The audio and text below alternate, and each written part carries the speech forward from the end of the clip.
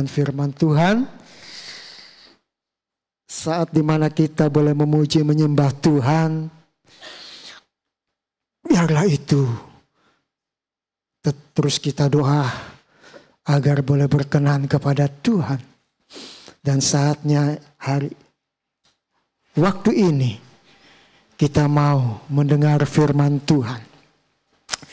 Firman Tuhan hari ini saya kasih judul, semua dalam kendali Tuhan, ya. Terambil dari Ester, ya, pasal kedua sampai pasal kelima. Kitab Ester ini kitab yang belum lama ini, khususnya kaum pria, ya, yang membaca Abah itu kita baru lewati kitab Ester. Ya, dan ketika saya membaca kitab Ester ini, saya boleh mendapatkan sesuatu pengertian. Ya, artinya bahwa firman Tuhan itu terus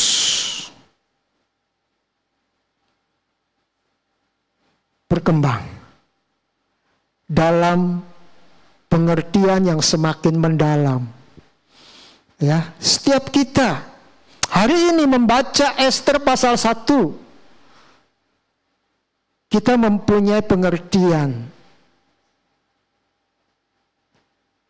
Dan ketika tahun depan kita membaca kitab yang sama, kita dapatkan pengertian yang baru.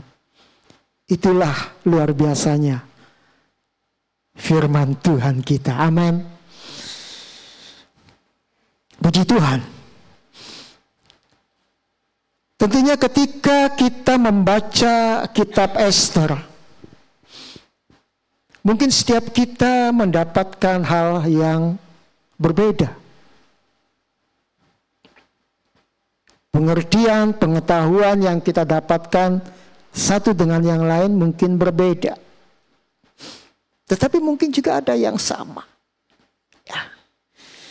Kitab Ester ini memang kitab yang unik.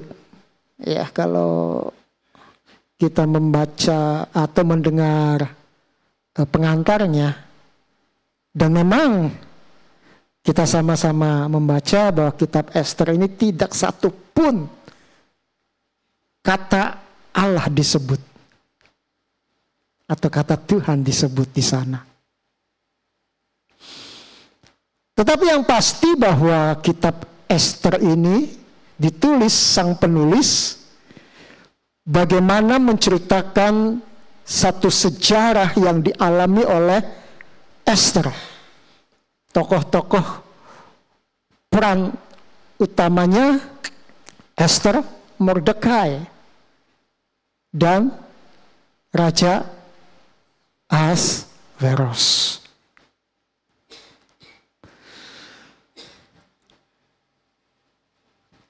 Ketika kita membaca kitab ini, ada satu hal yang saya dapatkan, bahwa kitab ini mengisahkan bagaimana walaupun nama Tuhan tidak disebut di sana, tetapi karya Allah jelas begitu nyata dari kisah, dari awal pertama sampai akhir kisah ini diceritakan. Ada peran besar yang Tuhan nyatakan di dalamnya. Kalau boleh saya katakan, semua dikendalikan oleh Tuhan. Luar biasa.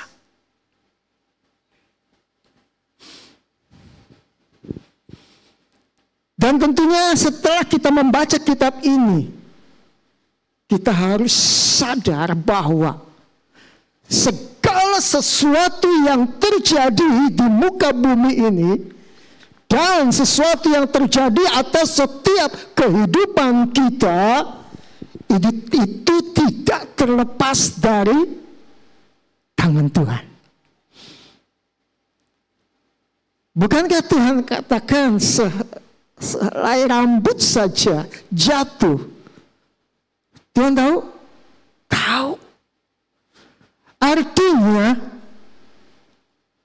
roda-roda kehidupan di dunia ini berjalan semuanya sepengetahuan Tuhan. Tidak ada yang Tuhan tidak tahu.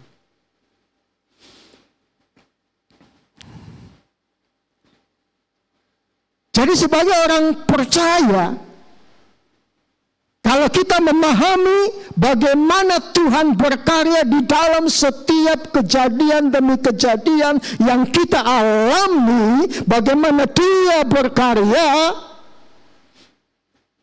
seharusnya kita tidak akan pernah menyalahkan Tuhan. Amin. Karena di dalam Yeremia 29 ayat 11 jelas di sini dikatakan, sebab aku ini mengetahui rancangan-rancangan apa yang ada padaku, kata Tuhan, mengenai kamu. Artinya di dalam setiap kehidupan kita ada rancangan Allah. Di dalam setiap kehidupan kita masing-masing. Demikianlah firman Tuhan, yaitu rancangan damai sejahtera dan bukan rancangan kecelakaan, untuk memberikan kepadamu hari depan yang penuh harapan. Jadi rancangan Allah yang sesungguhnya bagi setiap kita itu adalah rancangan damai sejahtera yang bagaimanapun mengandung janji dan pengharapan. Bukan rancangan kecelakaan. Nah, lalu kenapa ada orang-orang yang mengalami sesuatu yang enggak enak? Sesuatu yang buruk? Sebut saja kalau dalam Alkitab, siapa? Yang mengalami hal buruk yang begitu luar biasa? Ayub. Mengapa Ayub harus mengalami hal itu?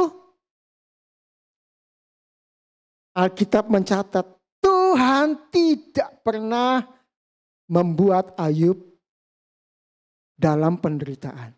Siapa yang membuat itu? Iblis. Jadi hal yang buruk bisa terjadi dalam setiap kita. Saya pikir hanya dua pilih. Hanya dua yang menjadi penyebabnya. Pertama, andil daripada si iblis. Yang kedua, karena kitanya sendiri. Saya ambil contoh.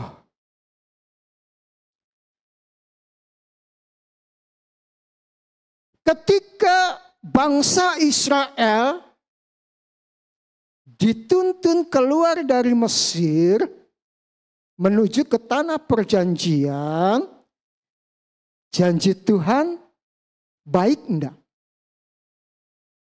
Baik. Janji Tuhan sangat baik bagi bangsa Israel menghantar mereka masuk ke tanah perjanjian. Dan saya yakin rancangan Tuhan itu sangat sempurna. Dengan waktu yang Tuhan sudah atur sedemikian rupa.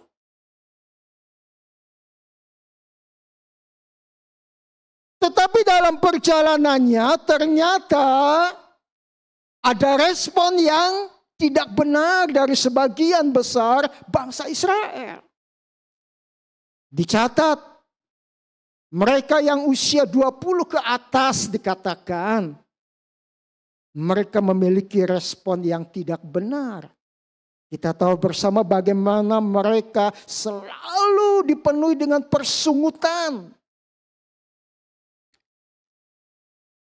Ketidakpercayaan kepada Allah, kepada Musa. Menggerutu dari hari ke hari. Respon yang mereka tunjukkan, respon yang tidak benar dan ketidakpercayaan dari mereka. Inilah yang menyebabkan hal buruk terjadi. Saya yakin Tuhan punya planning yang sangat sempurna dengan timing waktu yang sudah diatur bahwa bangsa ini akan sampai sekian tahun. Tetapi faktanya mereka butuh berapa tahun?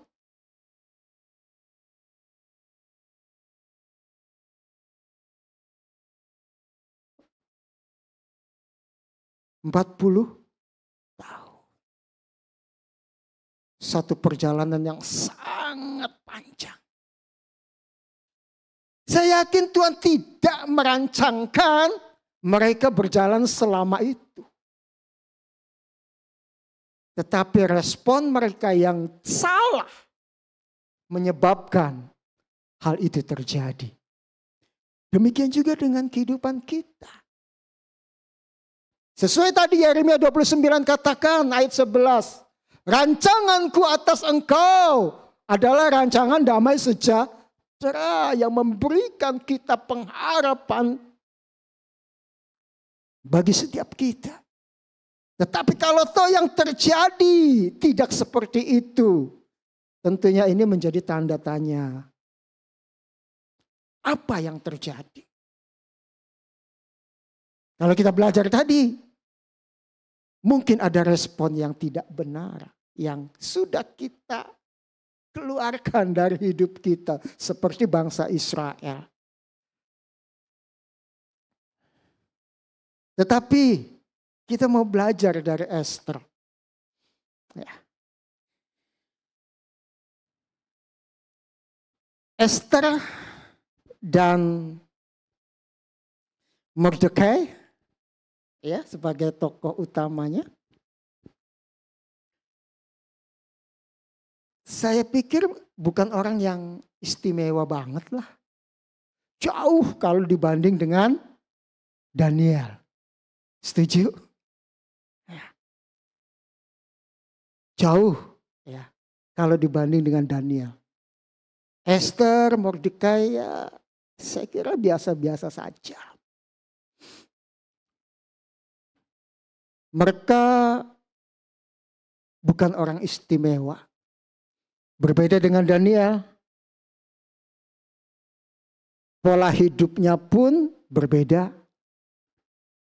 Daniel begitu taat. Diceritakan bagaimana dia taat menjalani firman Tuhan.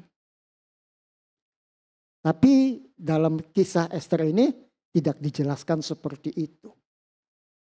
Bahkan Mordekai mendorong Esther untuk menikah dengan raja Persia yang secara Taurat itu dilarang. Ya. Tetapi apapun semua itu terjadi, sekali lagi saya katakan semua dalam kendali Tuhan. Saya mengajak kita belajar dari Esther dan Mordekai, mungkin ini satu pelajaran yang dengan tokoh yang mungkin tidak jauh beda dengan kita. Kalau mungkin kita belajar dari Daniel, kita bandingkan dengan Daniel, mungkin kita jauh ya. Jauh.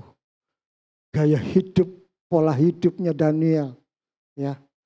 Rasanya kita untuk mengikuti pola hidup Daniel sesuatu yang tidak mudah.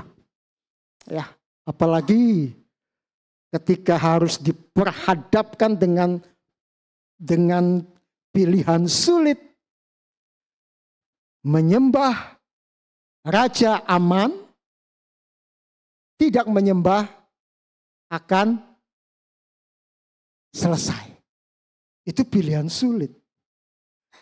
Kalau itu diberikan kepada kita hari ini, Kalau engkau ingin hidup, engkau harus tinggalkan Yesus. Kalau engkau tetap pertahankan Yesus, apa yang kita pilih? Ya, itu tidak mudah. Itulah Daniel. Tetapi kisah Esther berbeda. Ya, Esther Mordekai berbeda. Ya, dia biasa-biasa saja. Dan Mordekai diangkat pun bukan karena prestasi seperti Daniel, betul? Ya. Semua dalam skenarionya Tuhan. Ketika Mordekai mendengar salah seorang pegawai raja berinisiatif membunuh, kemudian hal itu disampaikan. Dan disitulah Mordekai berjasa yang pada akhirnya membawa dia menjadi orang kepercayaan dari raja. Ya, kembali. Belajar dari kisah Esther ini, ya, bagaimana Esther bisa meresponi dengan benar, ya, akan apa yang terjadi dalam hidupnya. Ya. Kalau kita membaca pada Esther pasal 2 ayat yang kedua, bisa dibuka Esther 2 ayat yang kedua.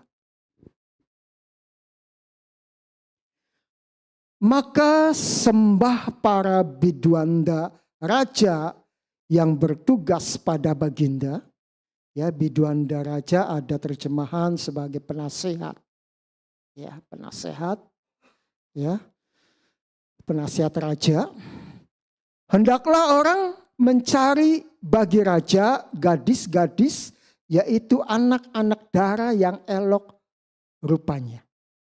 Inilah skenario awal dari Tuhan atas cerita ini. Bahwa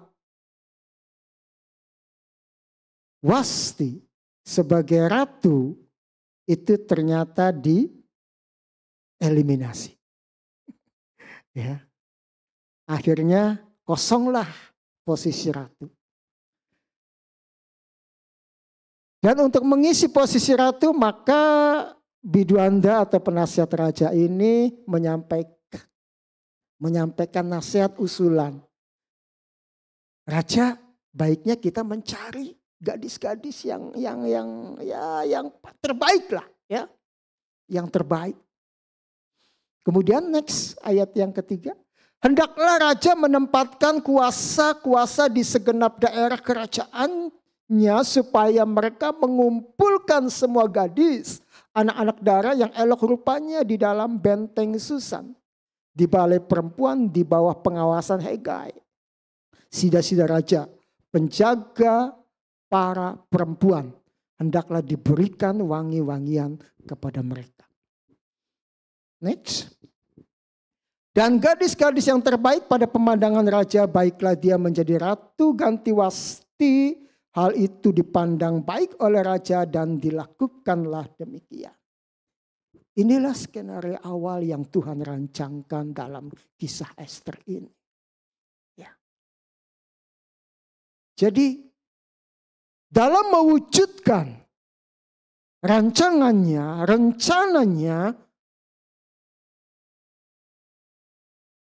Allah bisa pakai siapa saja.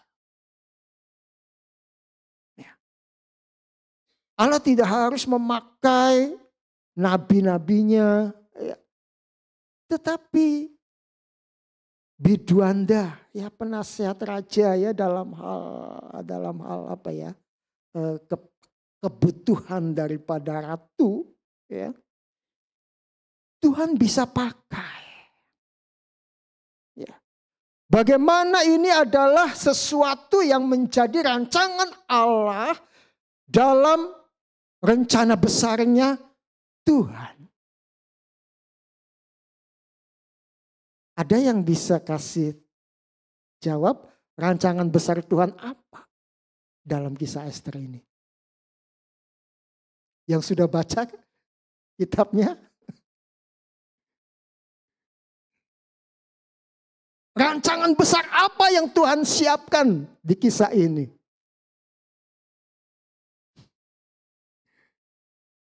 Enggak berani mungkin. Tahu sih tahu kali. Ya.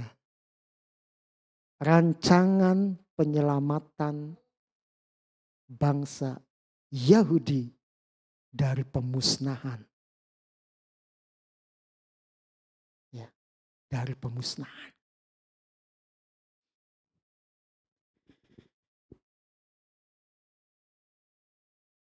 Tapi sekali lagi yang saya katakan, semua dalam kendali Tuhan.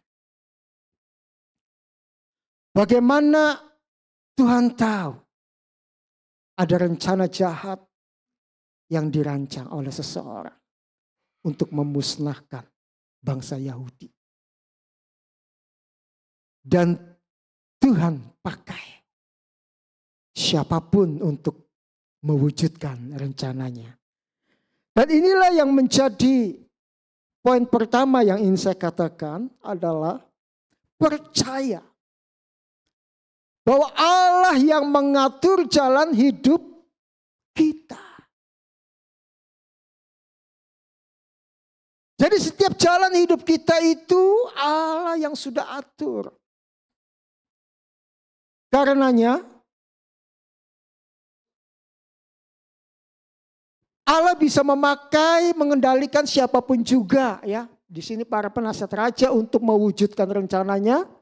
Dan dengan kesempatan itu Ester mendapat kesempatan mengikuti kontes pemilihan ratu bagi Raja Ahasveros dan Ester mengikutinya.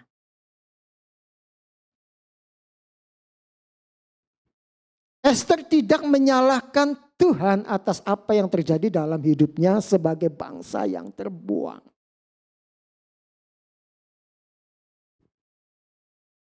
Inilah yang dilakukan Ester. Ada kesempatan yang memang Tuhan rancangkan untuk Ester bisa menjadi ratu. Yaitu ada kontes pemilihan ratu. Ya, kalau nggak ada kontes pemilihan ratu, ya tentunya Ester tidak akan bisa ikut. Ya. Tapi semua dalam skenarionya Tuhan. Dan Ester percaya bahwa Tuhan yang dia sembah, Allah yang dia sembah, Allah yang turut berkarya. Sebagaimana tertulis dalam Roma 8 ayat 28 kalau nggak salah ya. Bisa tolong Roma 8 ayat 28 kalau nggak salah.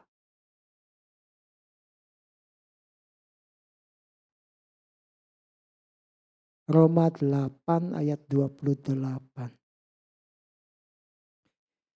Kita tahu sekarang bahwa Allah turut bekerja dalam segala sesuatu untuk mendatangkan kebaikan bagi mereka yang mengasihi Dia, yaitu bagi mereka yang terpanggil sesuai dengan rencana Allah. Jadi Allah turut bekerja dalam segala sesuatu. Dan inilah yang diyakini oleh Ester. Bahwa Allah merancangkan segala sesuatunya sehingga ketika Ester dinasihati oleh Mordekai, kamu harus ikut. Ya. Kamu harus ikut. Mordekai pun gak tahu mengapa dia harus mendorong Ester untuk mengikutinya. Mordekai tidak tahu kalau ke depannya ada satu perintah untuk pemusnahan bangsa Yahudi. Kalau boleh saya katakan Mordekai hanya mengikuti kata hatinya saja. Dan saya yakin itu semua digerakkan oleh Tuhan. Dan Ester percaya bahwa segala sesuatunya terjadi atas kendali Tuhan. Itulah yang membuat Ester memiliki respon yang benar. Sehingga tadi dikatakan Ester mengikutinya. Dan yang juga penting untuk kita pahami bersama, Ester tidak pernah menyalahkan Tuhan atas apa yang dia alami. Ester bisa saja hidupnya uring-uringan menyalahkan Tuhan. Tuhan, kenapa saya ada di Persia? Sebagai bangsa yang terbuang. Ester bisa saja protes, Tuhan, kenapa saya harus ada di Persia sebagai bangsa yang terbuang? Bangsa yang terbuang itu hidupnya enggak enak. Didiskriminasikan. Ya. Iya. Jangan kata bangsa yang terbuang. Maaf kata.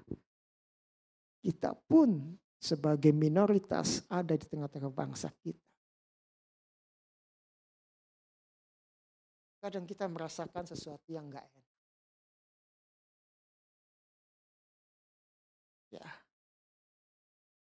Saya terasa banget tahun 90-an ke bawah. Wah, luar biasa. Untuk bikin KTP harus ada SPKR. Bikin KK harus ada SPKR. Bikin surat-surat apa harus dilampiri SPKRI. Tapi ya positif saja ya. Justru orang yang punya SPKRI adalah orang yang paling sah sebagai bangsa Indonesia. Karena dipertegas dengan surat yang dikeluarkan oleh negara. Ya, intermezzo saja. Ya, betapa diskriminatifnya bangsa ini.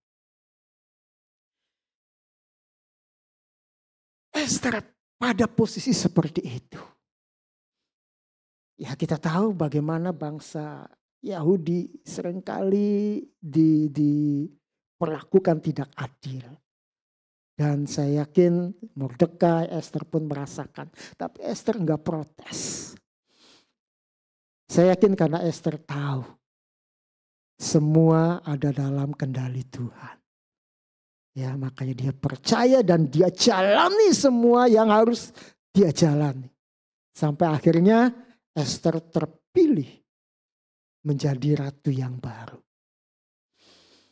Ya.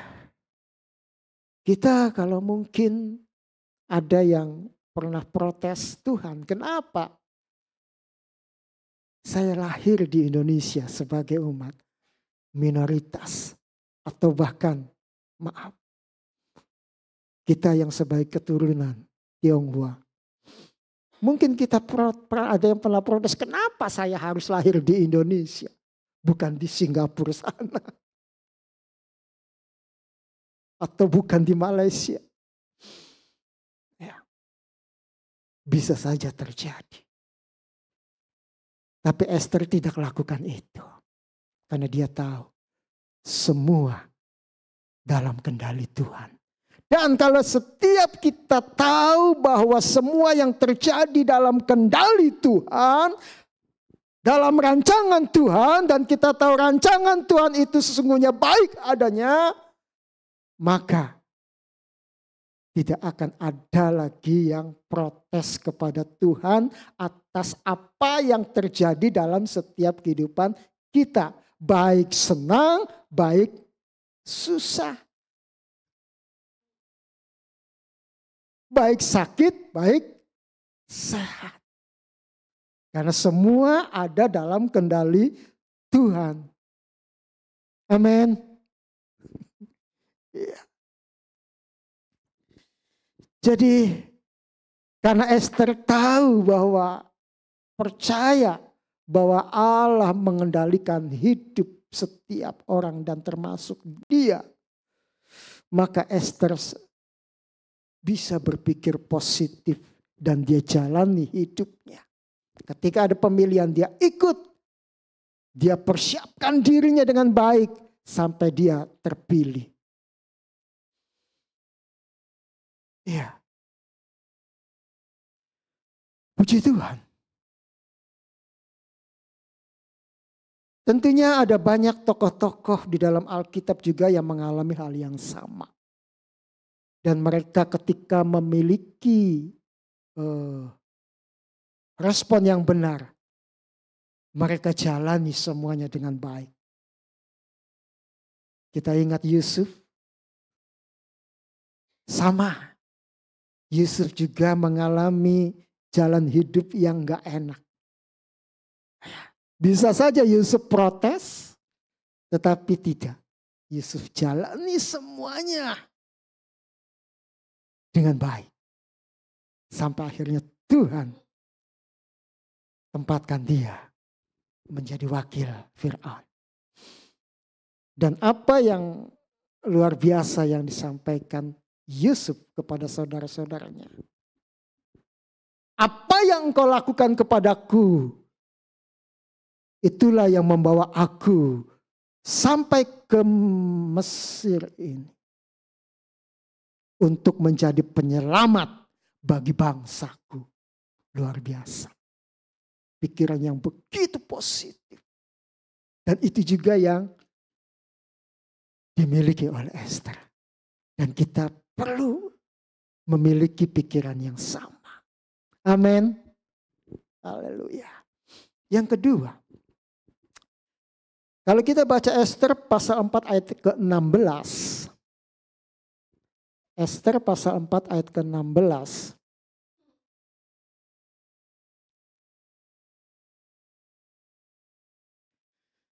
Ya. Pergilah, kumpulkanlah semua orang Yahudi yang terdapat di Susan. Dan berpuasalah untuk aku. Janganlah makan dan janganlah minum 3 hari lamanya. Baik waktu malam, baik waktu siang. Aku serta dayang-dayangku pun akan berpuasa demikian. Dan kemudian aku akan masuk menghadap raja. Sungguh pun berlawanan dengan undang-undang. Kalau terpaksa aku mati, biarlah aku mati. Hal yang kedua, Esther tetap berharap kepada Tuhan. Dan dia juga minta dukungan dari bangsanya untuk sama-sama berdoa, berpuasa. Memang ini adalah cara yang lazim yang dilakukan oleh bangsa Yahudi. Ya.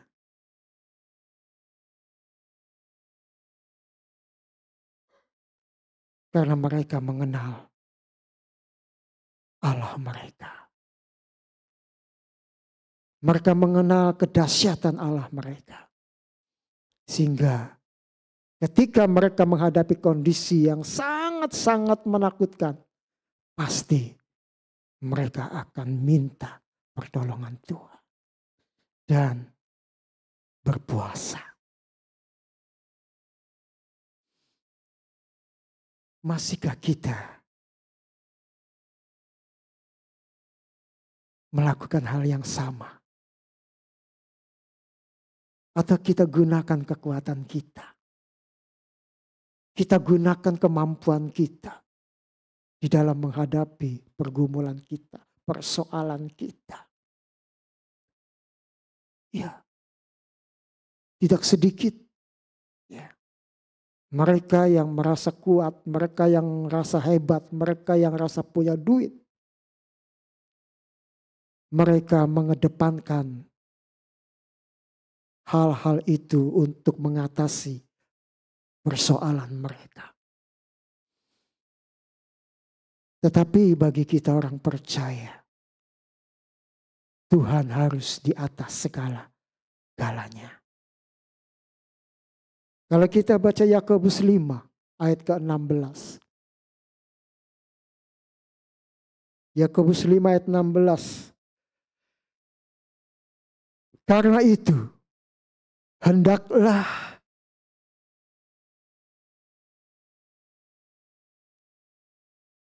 kamu saling mengaku dosamu dan saling mendoakan supaya kamu sembuh.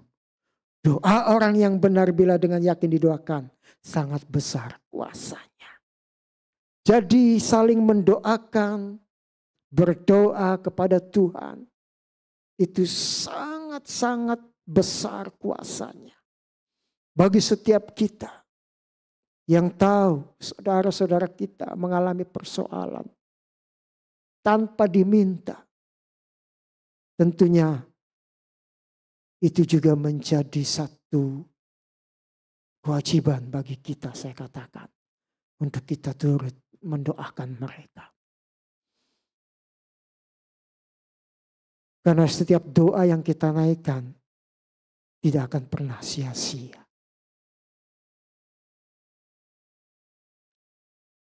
Jawaban Tuhan tergantung kedaulatan Dia. Kita hanya bisa berdoa mohon pertolongan. Apakah Tuhan nanti menolong dengan caranya? Kita tidak bisa mengatur Tuhan. Karena Tuhan yang pegang kendali. Yang penting bagi kita, setiap kita bagaimana kita saling mendoakan satu dengan yang lain. Sebagaimana juga Esther. Selain dia berdoa secara pribadi, berpuasa secara pribadi, dia juga minta kepada seluruh orang-orang Yahudi yang ada di Susan pada saat itu untuk juga mendukung dia di dalam doa.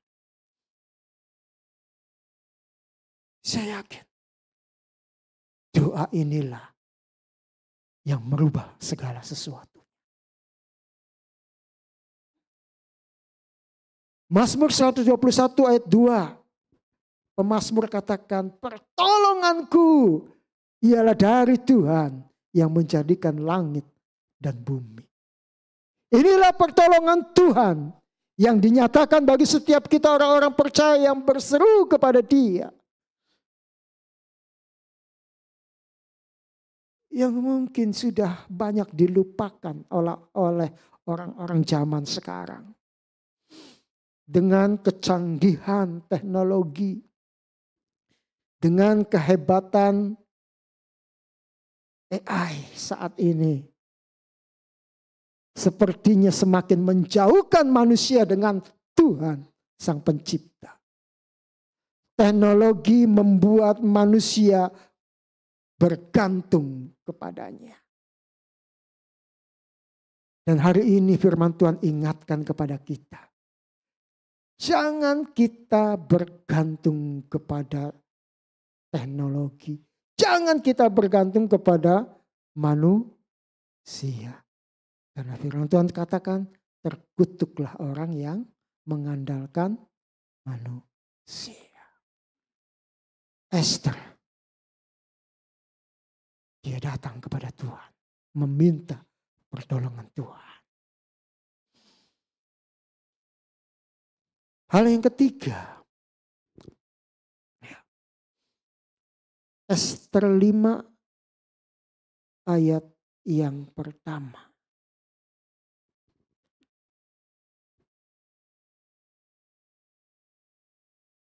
Pada hari yang ketiga Esther mengenakan pakaian ratu, lalu berdirilah ia di pelataran dalam istana raja, tepat di depan istana raja. Raja bersemayam di atas tahta kerajaan di dalam istana berhadapan dengan pintu istana itu. Saat kondisi yang sudah genting, bagaimana peraturan sudah distempel oleh raja dan tidak bisa dibatalkan, bagaimana rencana pemusnahan bangsa Yahudi. Ya. Maka langkah yang harus diambil adalah bagaimana dia harus menghadap raja.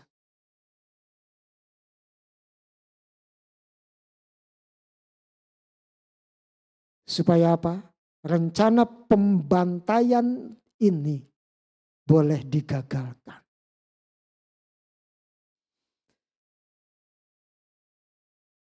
resiko untuk Ester. Karena peraturan waktu itu di kerajaan Persia, kalau raja tidak memanggil seseorang, tidak ada seorang pun yang boleh datang ada di halaman istana. Ya. Siapapun. Kalau tidak dipanggil tidak boleh.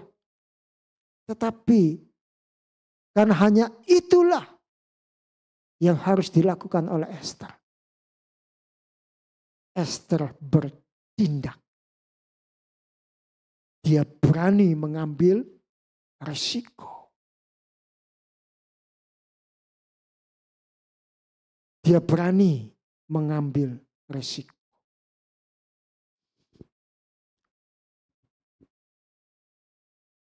Bagaimana dengan kita? Ada banyak di antara kita menghadapi pergumulan, persoalan. Dan ketika kita harus bertindak, mungkin itu akan mengakibatkan satu resiko. Entah itu resiko kegagalan, ya, atau seperti Ester, mati. Ya. Tapi bagaimana dengan kita? Apakah kita mau bertindak untuk melakukan apa yang seharusnya kita lakukan? Tentunya sesuai kebenaran firman Tuhan. Setelah kita tahu firman Tuhan dan kebenarannya, perintah-perintahnya yang harus kita lakukan, apakah kita abaikan? Tentunya kita harus berani untuk bertindak. Ya. Melakukan firman Tuhan adalah sesuatu yang menjadi keharusan bagi setiap kita untuk kerjakan.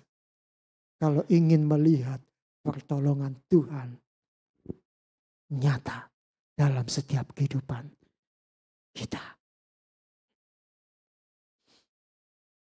Ya, barangkali ada banyak di antara kita yang kadang tidak berani bayar harga untuk sesuatu yang sebetulnya kita butuhkan. Hari ini belajar dari Ester, dia harus bertindak mengambil keputusan yang harus memang dia kerjakan. Karena itulah yang akan menentukan untuk apa yang akan terjadi di kemudian. Puji Tuhan. Inilah 3 perkara yang saya boleh sampaikan melalui cerita kisah daripada Ester yang sekiranya ini boleh menjadi satu pengetahuan, satu kebenaran firman Tuhan yang bisa kita sama-sama lakukan supaya kita hidup dalam pimpinan Tuhan. Percayalah semua terjadi atas izin Tuhan, kendali Tuhan. Dan ketika kita berdoa mohon pertolongan Tuhan, Tuhan pasti akan tolong. Dan bertindaklah dengan segenap hati kita melakukan apa yang memang Tuhan ingin kita kerjakan. Sebagai orang-orang percaya, ya, setiap hari, ya saya kemarin mendengarkan satu kesaksian dari preman Malang Tembel, ya, luar biasa kehidupannya berubah luar biasa dari seorang preman menjadi seorang hamba Tuhan yang luar biasa. Dia katakan setiap hari malam sebelum tidur, Tuhan terima kasih, aku cinta Engkau. Pagi dia bangun, terima kasih Tuhan, aku cinta Engkau. Apa yang harus aku kerjakan hari ini? Apa yang harus aku kerjakan hari ini?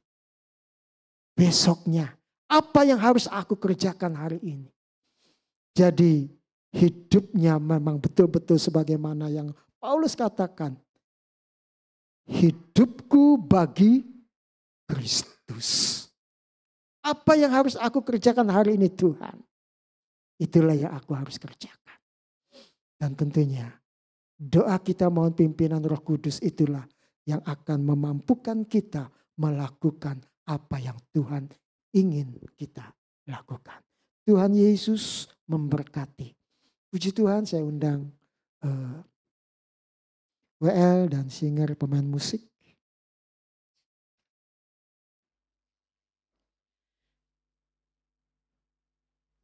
Kita nyanyikan sebuah lagu apapun yang terjadi.